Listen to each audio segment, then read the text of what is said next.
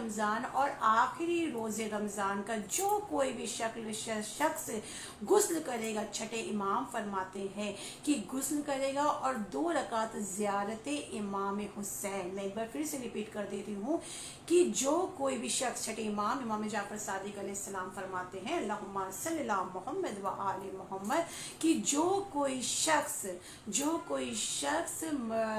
पहली रमज़ान, 15वीं रमज़ान और आखिरी रोज़े रमज़ान के दिन जो कोई भी गुस्ल करेगा और 2 रकात ज़ियारत इमाम हुसैन और ज़ियारत वारिसा पढ़ेगा, हमारे छठे इमाम फरमाते हैं कि उसके तमाम गुनाह बख्श दिए जाएंगे। माशाल्लाह, गुस्ल करना है, 2 रकात ज़ियारत इमाम हुसैन पढ़ना और हमारे तमाम गुनाह बख्श दिए जाएंगे।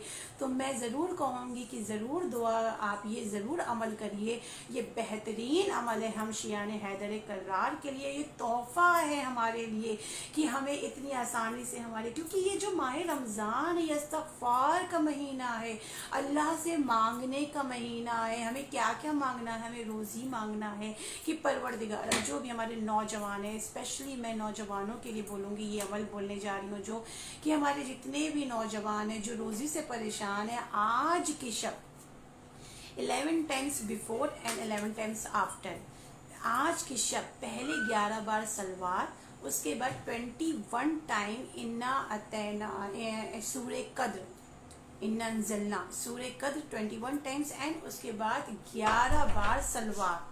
11 बार सलवात पढ़ने से आपके साल भर की रोज़ी में परवरदिगारा बरकत कर देगा। मैं फिर से रिपीट कर दे रही हूँ, हो सकता है कितनों को मैसेज भी आया होगा कि 11 बार सलवार शुरू में, उसके बाद 11 बार सलवार शुरू में, उसके बाद 21 टाइम्स इन्ना अंज़लना, इन्ना अंज़लना सूरे कद्र, उसके बाद 11 बार सलवार पढ़ने के बाद परवरदिगार से अपनी रोज़ी की तलब करिए कि और सूरे फतह 3 बार सूरे फतह पढ़ने से, अल फतह पढ़ने से आपके साल भर में रोज़ी में इतनी बरकत हो जाएगी, इतनी बरकत हो जाएगी।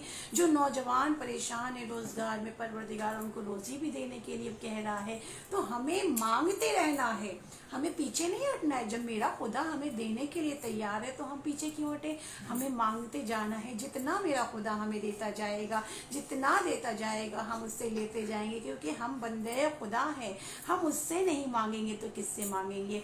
और सबसे बड़ी बात कि आज की शब हमें अगर हो सके तो जोशन कबीर और सगीर पढ़ने का भी बहुत सवाब है।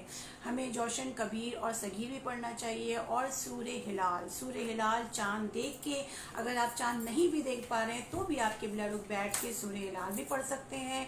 और एक छोटी सी दुआ है जो आप तोहफ़तुल अवाम उठाइए।